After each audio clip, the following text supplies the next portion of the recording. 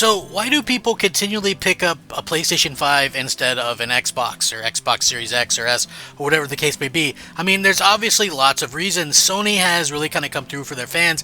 And I remember back when the Xbox One launched, they had a really significant lead in like first party or second party exclusives even.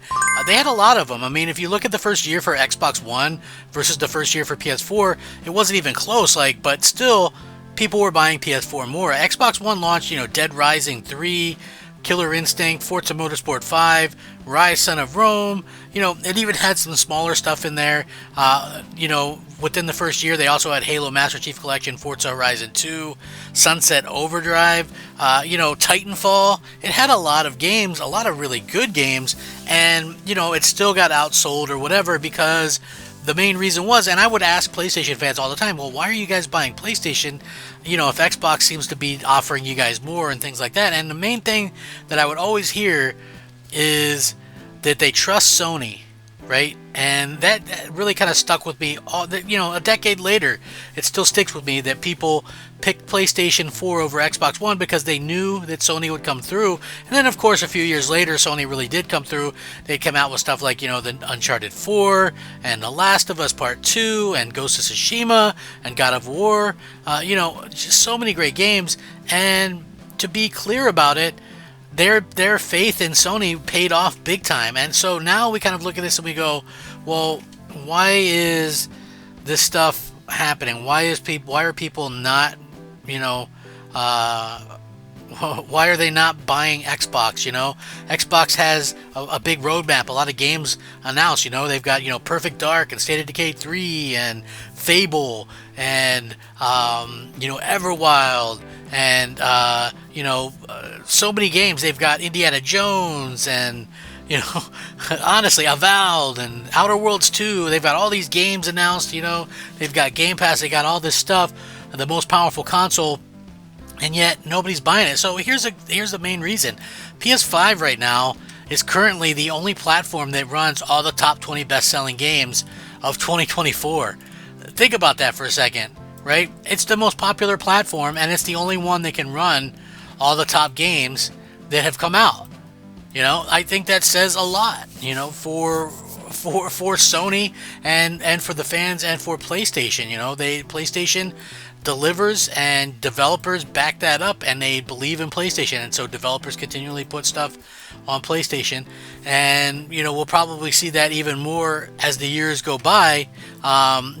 Players kind of abandoning Xbox and developers abandoning Xbox for PlayStation, because, and I've mentioned this to other people, like I literally sometimes have to scratch my head and leave Twitter/X, and the reason why is because people make the most idiotic excuses for Xbox for anything, right?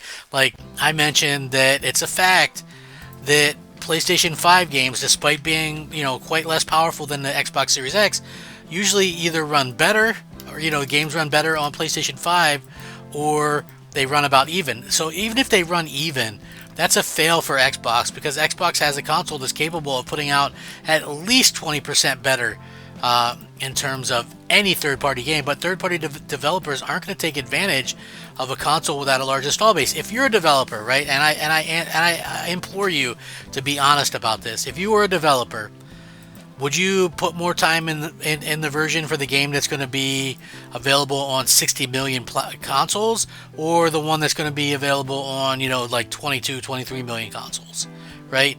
Like 22, 23 million sounds like a lot, but when you also factor in that, a lot of those people aren't going to actually buy, the games to begin with. Like Xbox fans have been conditioned to rent games through Game Pass, and that's really just an unfortunate situation because developers aren't going to take a chance on it. And if we see things happen like Microsoft really pulls out of like Europe and stuff like that, like it's rumored, what developer would ever even attempt to do anything? I mean, maybe that's why Microsoft had kind of hinted at doing stuff like like a PC or whatever, so they get the PC versions, because they knew that developers probably won't mess with their thing. But the problem is like, why would you want a PC version of a game if you have an Xbox? Like if you're buying an Xbox, Why would you want a PC version of a game? Like, that never made sense to me in any way, shape, or form. Like, if you're in the Xbox quote-unquote ecosystem, you want the achievements and stuff. I don't want Steam achievements. I don't want a Steam version of a game. I buy Xbox for Xbox versions of games, for Xbox achievements.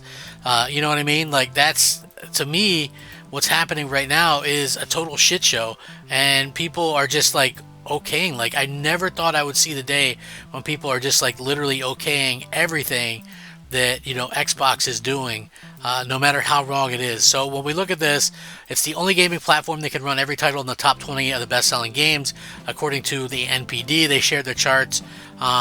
In terms of dollar sales, the list reveals that PS5 is the only platform that can run every premium title in the top 20. So here's these titles: Helldivers 2, Call of Duty Modern Warfare 3, Dragon's Dogma 2, MLB The Show 24, Final Fantasy 7 Rebirth, Tekken 8, Madden NFL 24, Suicide Squad Kill the Justice League, Hogwarts Legacy, Persona 3, NBA 2K24, EA Sports, FC 24, Sea of Thieves, Marvel Spider-Man 2, Minecraft, Stellar Blade, Rise of the Ronin, Elden Ring, Grand Theft Auto, and Skull and Bones. So that is the top 20 for best-selling games in 2024. We're 7 months in, so that pretty much tells you all you need to go on when it comes to some of these things. In terms of console exclusives, Helldivers 2 leads the way by taking the top spot ahead of the popular Call of Duty Modern Warfare 3.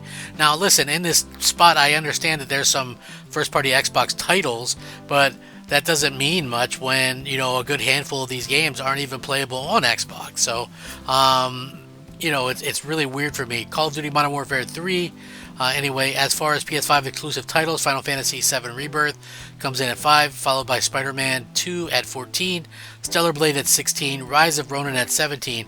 It's likely that the three aforementioned titles will eventually rival on PC, but for now, they're only playable on PS5. Meanwhile, in terms of active player base in the US, Fortnite came out on top during the month of May.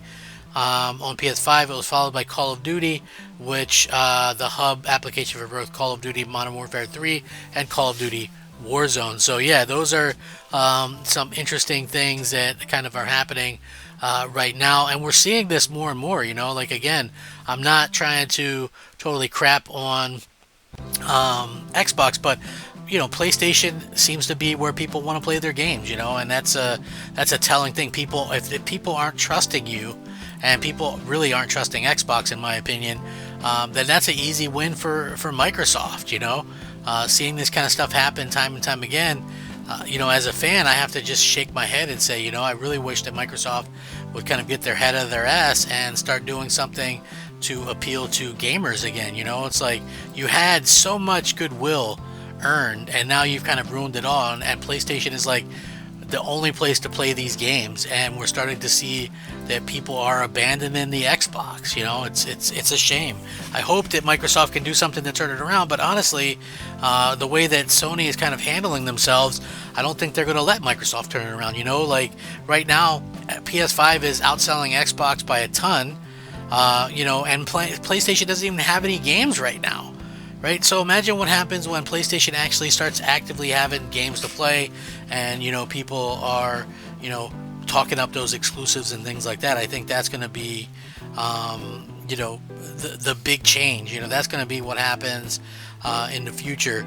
I think people are going to really start abandoning an Xbox when we see like the next generation stuff, because I really feel that we're going to see more and more Xbox games, exclusives anyway, show up on PlayStation, and that's unfortunate because I feel like Xbox, every platform, every console really needs to offer something different to draw people to it, and the fact that Microsoft thinks that they can just do cloud stuff or whatever and that's going to be good enough, I think they're in for a big misunderstanding. So we'll see.